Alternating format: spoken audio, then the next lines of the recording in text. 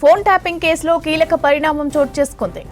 BRS MLC Naveen రావుకు SIT నోటీసులు ఇచ్చింది. ఇక దీంతో ఇవాళ జూబ్లీహిల్స్ పిఎస్ లో విచారణకు అటెండ్ కానున్నారు నవీన్ రావు. డివైస్ తో నవీన్ రావు ఫోన్ ట్యాపింగ్ చేసినట్లు ఆరోపణలు అయితే వచ్చాయి. ఇక త్వరలో బీఆర్ఎస్ కీలక నేతలను విచారించే అవకాశం ఉంది.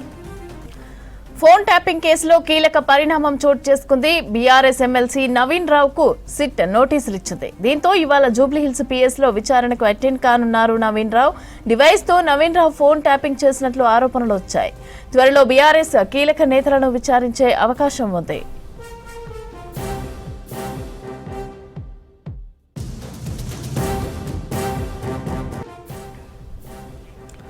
రెడీగా ఇదే అంశానికి సంబంధించి పూర్తి అప్డేట్స్ అనిల్ అందిస్తారు. అనిల్,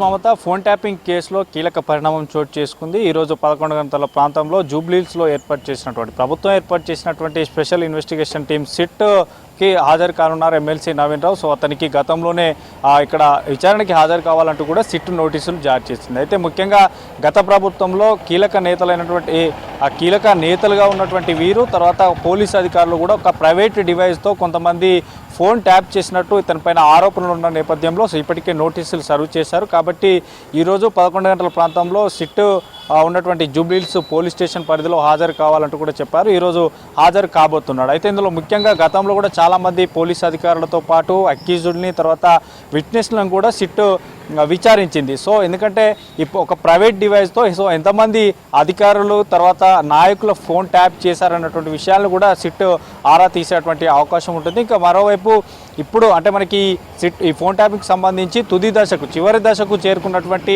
ఈ దర్యాప్తులో భాగంగా ఇప్పటి నుంచే నోటీసులు సర్వ్ చేయడం ప్రారంభమైంది, విచారణ కూడా ప్రారంభమైంది. ఇక రానున్న రోజుల్లో కీలక నేతలైనటువంటి బీఆర్ఎస్ పార్టీలో ఉన్నటువంటి కీలక నేతలకు కూడా విచారణ పిలిచేటువంటి అవకాశం ఉంటుంది. వారికి కూడా నోటీసులు సర్వ్ చేసేటువంటి అవకాశం ఉంటుందంటూ కూడా తెలుస్తుంది. సో ఈరోజు ఈ ఎమ్మెల్సీ నవీన్ రావు విచారణలో మాత్రం చాలా కీలకమైనటువంటి అంశాలను విచారించేటువంటి అవకాశం ఉంటుంది. గత ప్రభుత్వంలో, తర్వాత గతంలో జరిగినటువంటి ఉప ఎన్నికల్లో ఎట్లాంటి ఫోన్ ట్యాప్ చేశారు, ఎవరెవరి ఫోన్ ట్యాప్ చేశారు, ఎట్లాంటి ప్రైవేట్ డివైస్ వాడారు, అట్లాంటి విషయాలపైన సిట్ ఆరా తీసేటువంటి అవకాశం ఉంటుంది. సిట్లో చాలా సీనియర్ అధికారులు ఉన్నారు కాబట్టి ప్రతిదీ కూడా పిన్ టు పిన్ విచారించేటువంటి అవకాశం ఉంటుంది. ఎందుకంటే గతంలో కూడా ఐపీఎస్ అధికారులను విచారించారు, నాయకులను విచారించారు, వివిధ పార్టీలకు సంబంధించినటువంటి నాయకులను కూడా విచారించారు. సో వారి నుంచి తీసుకున్నటువంటి సమాచారం, ఇప్పుడు ఎమ్మెల్సీ నవీన్ రావు ఇచ్చేటువంటి సమాచారం ఎట్లా ఉంటుంది, ఎట్లాంటి క్వశ్చన్స్ చేస్తారన్నటువంటిది కూడా చూడాల్సి ఉంది.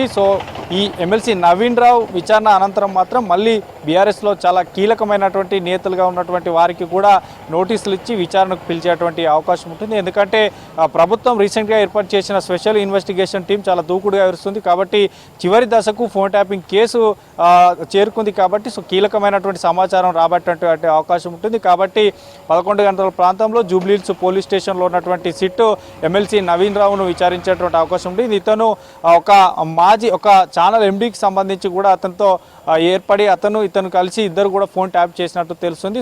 ఆ ప్రైవేట్ డివైస్ ఏంటి, దాని నేమ్ ఏంటి, ఎంతమందిని చేశారు, ఏ టైంలో చేశారు, ఏ ఎన్నికల్లో చేశారు, ఎవరిని చేశారు అన్నటువంటి విషయాలను పూర్తిగా ఆరా తీసేటువంటి అవకాశం ఉంటుంది. కాబట్టి నోటీసులు ఇప్పటికే సర్వ్ చేశారు. ఈరోజు 11 గంటల ప్రాంతంలో జూబ్లీహిల్స్ పోలీస్ స్టేషన్లో మాత్రం సిట్ విచారణ ముందు హాజరు కాబోతున్నారు ఎమ్మెల్సీ నవీన్ రావు.